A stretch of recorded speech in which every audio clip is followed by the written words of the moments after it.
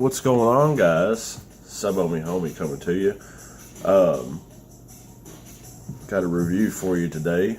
This is actually going to be my first review on my new channel on YouTube, and it is for the Indulgence mutank RTA and replacement coil Subohm sub-tank. So since I got that part out of the way, what we're reviewing, I tried to do this video yesterday, and it ended up being too long for Facebook, and so I made the ultimate decision to say, hey, I want to create a new YouTube channel. It ended up being too long for YouTube. Couldn't figure out how to split it, yada yada yada. So here we are again. I'm doing it again, which it kind of works out a little better because I've got a chance to try the RBA head and try one of the pre-built coils, and so I can actually kind of give a little more information on it now, and try to keep this video just a little bit short too, so I can actually fit it, because people was asking about it, so we're going to get it on there now. But anyways, we're going to go through this. I will show you I'll vape on this here in just a minute and show you the production on some of these coils, and I will open up the RBA head and let you see that and everything too, because I do have a decent little build on there, and I run a few tanks through it yesterday, and it wicked really well.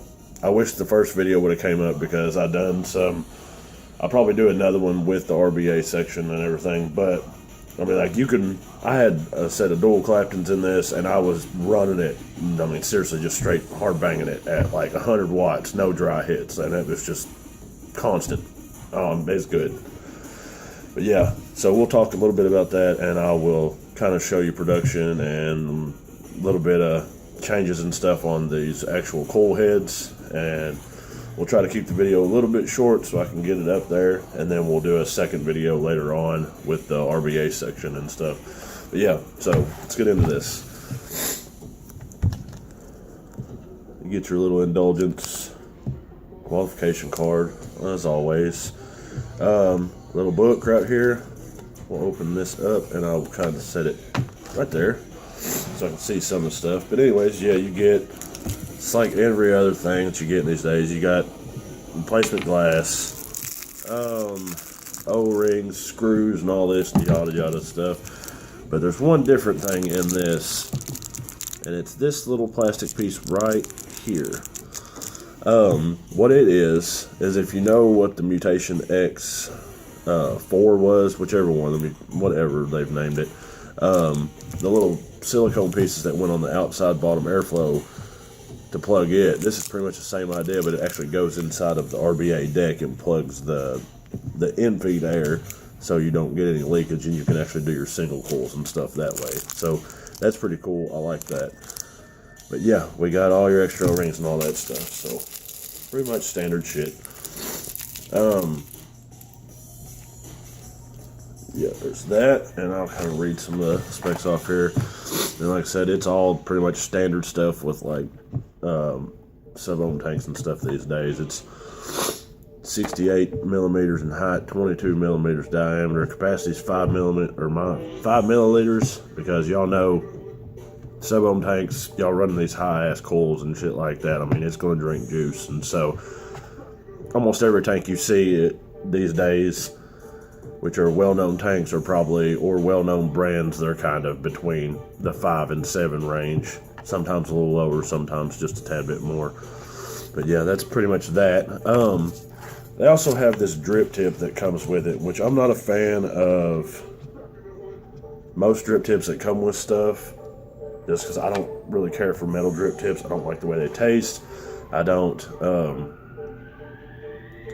like the way they crust over and stuff like that, and I have a fear of like driving and me hitting a bump and it hitting me in the teeth and like cracking my teeth. I don't want that to happen. But it does come with a little drip tip, and it's apparently marketed to be double insulated, so it's got like Delrin down here to keep the heat from spreading up to the actual top, and it's also lined with Delrin on the inside, so to try to keep any kind of heat on it at all. Yeah, I just woke up, so I'm kind of hard to breathe right now. But yeah, so just mind the sniffle and all that stuff. Yeah. But anyways, so talk about some of the stuff that I got with it and some of the stuff that it's going to have with it in the later days. It comes with two dual canthal coils, which are these right here. I don't know if you can read it.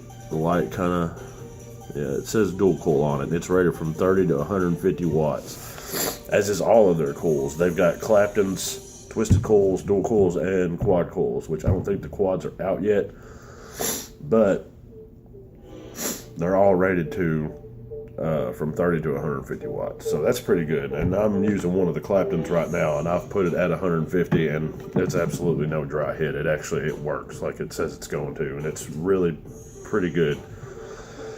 They also, I ordered two Claptons, one twisted, and then got the dual coils with it, so I'm using the Clapton now.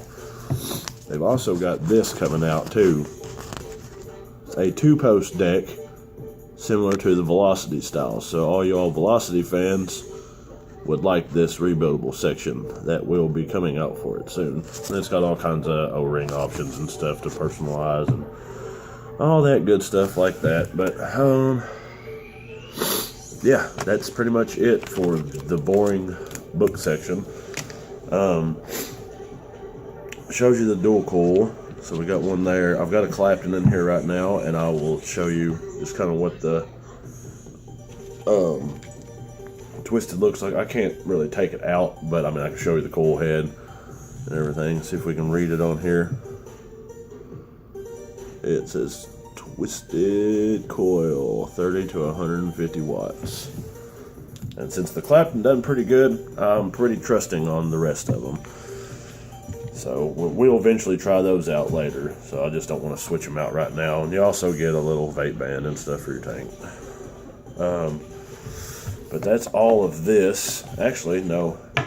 Here's the RBA head. We will get that out and we will show that. All right. Take this little bad boy apart here, and don't mind it. It's a little bit dirty because I was running it for a while yesterday. But you can see how big the RBA deck is compared to my fingers. And it's really hard to see right now, but I do have some Claptons in there. And I had some real sweet juice in there too, so that's what's kind of darkened it up a little bit. It's kind of a little bit gunky, so don't hate, because I know that it already is. But I got a chance to try them both out. But one thing I wanted to talk about in this is that whenever you build this deck, I watched a lot of videos whenever the thing was getting ready to first come out, because I wanted to know how to build the deck. I wanted to know everything about it before I got it, so I just didn't jump in blind. But the way their deck is designed, it's basically just your airflow sticks up right here, kind of like the way the Kennedy does, except it's not the tubes. And it's got a real big cutout, like for juice flow and stuff behind it. So whenever you cotton it, you have to use a ton of cotton to be able to block off these little air sections, or these little juice sections right here, because they're massive. I think they said they're like 4 millimeters wide. It's like 4 millimeters, and then once you put the cap on, I think it's like 4 by 2 or something like that. But yeah, like mine leaked the first time, like insane, and I put a lot of cotton in it. I even put extra in it after, and then it stopped leaking.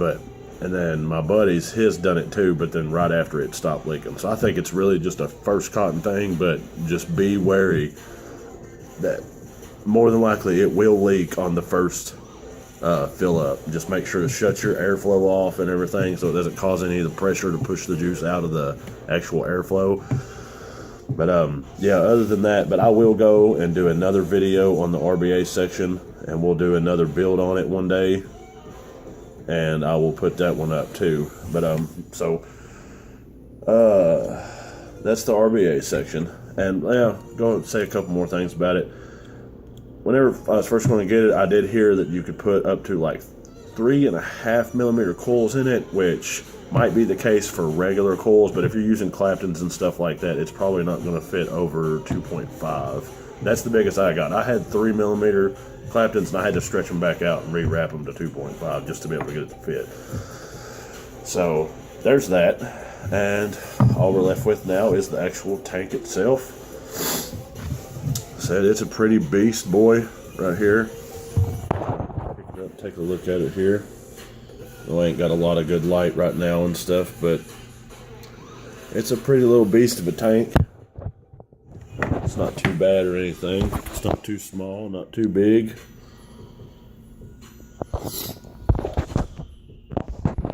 But show some vapor production off of it, and I'll bounce around in between some watts. So we'll bring it down to about,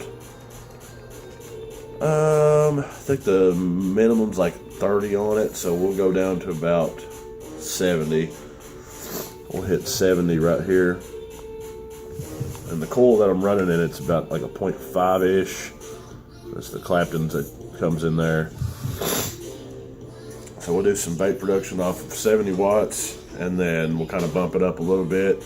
And so I got a few minutes left on this video, and then we'll bounce out. And then, like I said, I'll do another video on the RBA section probably later today or tomorrow.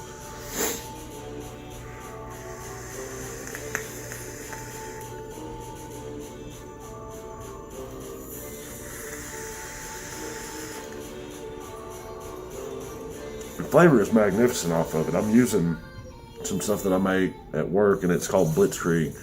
It's the blueberry Belgian waffle and maple syrup. On the rebuildable coil, I was using the Citadel by Monarch, and it's a blueberry and banana yogurt, and this stuff was just absolutely amazing. Like, it tasted so good on it. But yeah, we'll throw it up a couple more watts. We'll go ahead in 20-watt increments so we don't make the video last too long. So we got it on 90.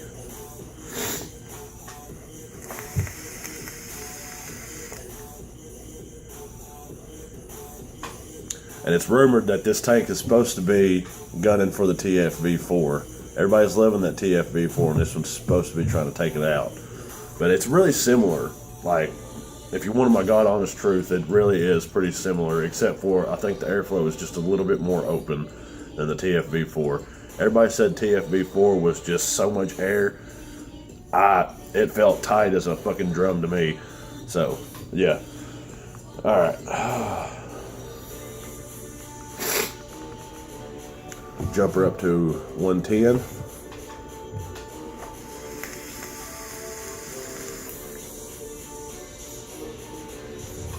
Still no dry hit.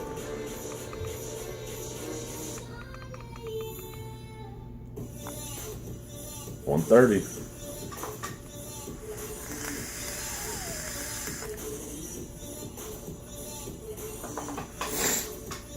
I mean, you see, she performs pretty well. It does get a little bit warm whenever it gets in over the 100 and everything, but miraculously, it does not dry out. If you can see those big juice channels right there, there's four of the big ones, and then there's the little small ones right above it, if you can see them there.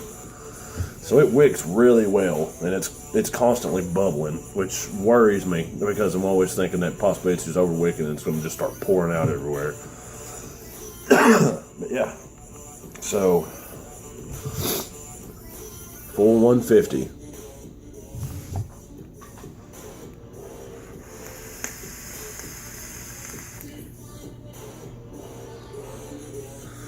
No dry hit, just full on flavor. I mean, you can't ask for any more. I mean, I know the 150 is a little bit meh with stuff because you just don't, it's just weird, like running stuff at 150. I mean, it's almost overkill. But yeah, we'll go into a little bit more of that later. Like I said, this is my first video. I hope you guys watch it. Get me out there, share my video, get people to follow me and stuff like that. I will be doing more reviews. We're coming up on 15 minutes now, so I'm going to have to end it. But appreciate you guys for watching. I will be doing more reviews. This was the review for the Indulgence mutank. I hope you all enjoyed it, and I will be back with some more videos, especially with the RBA deck. So you guys take it easy, man. Stay vaping.